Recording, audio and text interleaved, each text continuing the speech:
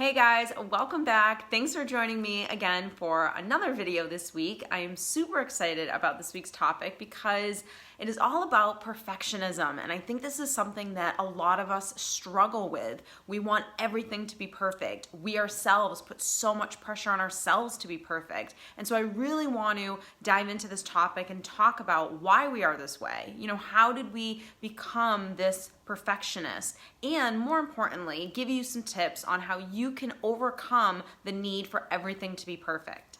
Now, before I get started, if you haven't already, don't forget to hit that subscribe button down below, and don't forget to click on the notification bell as well. That will keep you informed each week when I do upload a new video. So this topic recently came to me actually from a client who tends to struggle with this need of perfectionism. And the minute she kind of brought it to my attention, I was like, I'm definitely making a video on this topic because it's something that I myself have struggled with throughout my life, just making everything perfect. And I think sometimes when we have that codependency within us, we tend to want everything to be perfect. So the question that I want you to ask yourself is, what does being perfect give you? So if I were to ask you that, most likely you would come up with some kind of an answer that says, if you're really honest with yourself, that if I'm perfect, if I do everything right, then people will love me, people will like me, people will accept me, I won't ever get hurt, I won't ever get rejected, invalidated, abandoned, anything like that. So in your mind, perfectionism equals love. Now, the problem with being a perfectionist is that if you demand this upon yourself, it's really, really paralyzing.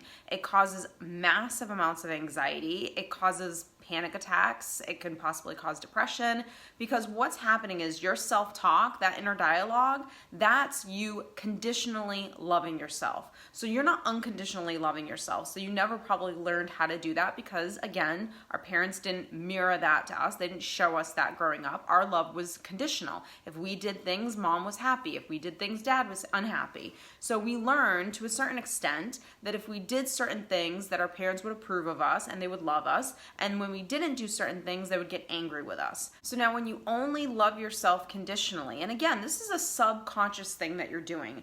A lot of people aren't consciously thinking to themselves, I love myself conditionally, right? This is just the program that's playing on in the background. But when you love yourself conditionally, basically what's happening is you're just a bottomless pit, that no matter what you do, you're never gonna be happy with yourself. You're never gonna give yourself praise. You're never gonna give yourself a pat on the back. Anything you do is never going to be good enough. And a lot of that, nothing you do is ever good enough, I'm not enough, stories that we play over and over again, it goes back to childhood. It goes back to, was mom and dad's love conditional or was it unconditional? And for most of us, majority of the love that we received was conditional love. And so when we received conditional love over majority of our life, an extended period of time, that's how we learned how to love ourselves in that way. We learned to love ourselves in a conditional way. Now, the other side of being a perfectionist is the need for control. So if I want to control a situation, if I want it to be absolutely perfect, because if it's perfect, then I'll feel good. I'll feel okay. I'll feel safe. I'll feel loved. So that control aspect has a lot to do with codependency. So when we have this need to make everything perfect because we're controlling every situation, there are a lot of things that are going on with someone who's a perfectionist and demands control over situations. Number one, this person hasn't, like I said, learned how to love themselves. This person hasn't also learned how to trust life. And this is very basic and simple, but the reality is that there's no such thing as being perfect. It's like that quote, you're imperfectly perfect. So no one is perfect.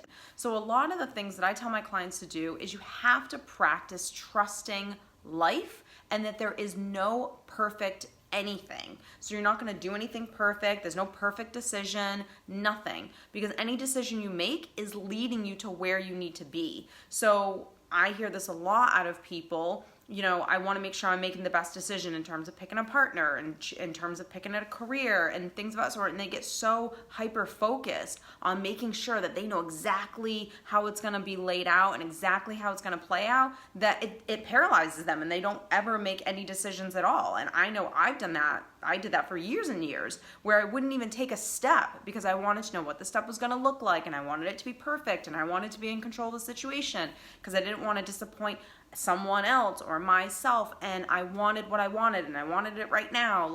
So I didn't trust the course of my life.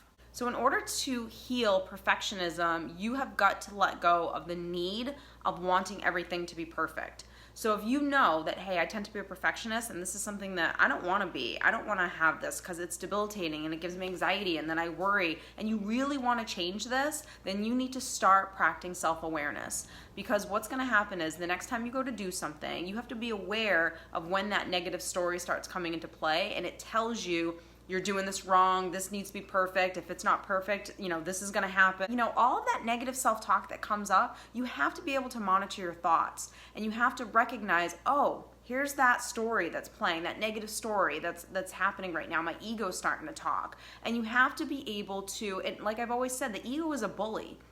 And in order for a bully to leave you alone, and in order for you not to believe the bully, you can't let the bully get in your head.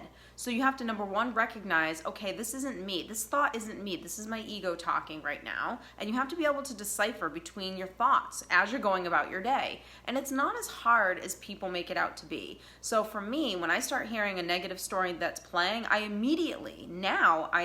like, oh, there you are. Here, okay, I know what you're saying. And I don't engage with it, but I listen to it and I examine okay, what is it saying to me right now? And the minute it's done telling me whatever negative story it wants to tell me, I'm not good enough, if I don't do this the right way, it's gonna be crap or whatever, I question it. So I immediately go to the place of really? If I don't make these muffins and they come out amazing, every single one, that means that I'm not okay, that I'm not a good person, or I'm not a good baker. So I start questioning the story that I'm telling myself. And when you start questioning the negative story that's coming in your head, it actually starts to just kind of fall apart. Now, this takes practice. So the minute you start questioning your ego, if you've never done it before and you've always believed every story that comes, across your mind and you've engaged with it and it's giving you anxiety, then this is going to be a little bit of a challenge in the beginning. It's just a matter of okay, learning how to ride a bike.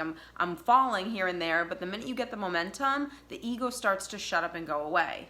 So you accept that nothing is perfect. You're never going to be perfect. Perfect doesn't even exist. So if you really think about it, it doesn't even exist. And when you start loving yourself and you learn how to self-parent yourself, you're having that inner dialogue with yourself. You're talking to that ego, or you're looking at it and being like, really? That's the story that you're giving me? I don't even believe that, right? You don't even engage in the story. The story is going to happen because you're a human being, but you don't emotionally attach to the story. You don't say, oh my God, you're so right. I can't do this and I'm not good at this and it's never going to happen.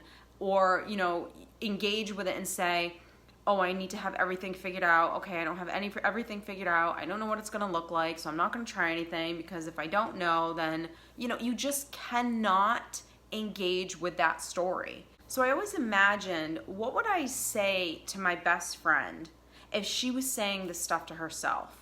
So this negative story that was playing in my head about how I'm not good enough and I'm not lovable enough and I need to be a certain way and look a certain way and do certain things in order to be accepted and get love from people or whatever that negative story was, whenever it came into my head, I immediately said, what if my best friend was sitting across from me and she was saying this to herself about herself? So she was looking at me and saying, this is what I think of myself. What would I say to her? Would I let her have that conversation? Would I let her speak to herself in that way? So the minute I started challenging those thoughts and really sat there and said, okay, so because I'm not a size 2, or because I don't look this way, or I don't have this degree, or I didn't, make the cookies the right way, or whatever it was, the minute that story started happening and I started questioning it, I immediately thought of my 7-year-old self, or that wounded inner child that's inside of me. Because basically that's the part of you that's hurting. And that's the part that needs your love. It needs your attention. It needs you to tell it, hey, don't say that about yourself. Like, that's not even true, right? And really heal that part of yourself. And healing really requires patience, and it requires you doing it time and time again. Healing, forgiving, all of these things that we're talking about in this channel, this is not stuff that you just say, okay, I'm going to do it, and you do it. No, this is a practice. This is something that you do every single day. It's called self-care. It's called having healthy and positive self-talk. So in order to really not be so obsessed with being perfect, you have to recognize when that perfectionism comes up. You have to know where it's coming from. Okay, it's coming from my wounded self. It's telling me I have to do everything the right way in order to be happy, and challenge that thought, right? And then love yourself, which is, I'm already perfect the way I am. I don't need to do everything right. I trust the course of my life. You know, these are the affirmations that you want to say to yourself. And the more you do this, the need for being perfect and making everything perfect and that control, it'll just subside, it'll just go away, because you're taking care of yourself. And when you're saying those healthy, good things to yourself, you immediately feel love. And when you feel love, unconditional love, when you feel acceptance from your own self, you don't put that kind of pressure on yourself anymore. So I hope that has kind of helped you guys understand that need for perfectionism and how to kind of just get rid of it, basically. It's a practice, but start practicing this stuff. When you find yourself telling yourself that crappy story, recognize it, don't get emotionally involved in it, don't believe it, because it's not coming from you, it's coming from your ego, and then learn how to love yourself. Take the steps that you need to take in order to shut that bully up, right? So I hope that this has helped you. If you guys are interested, I will link all my social media down below, and I will see you next week.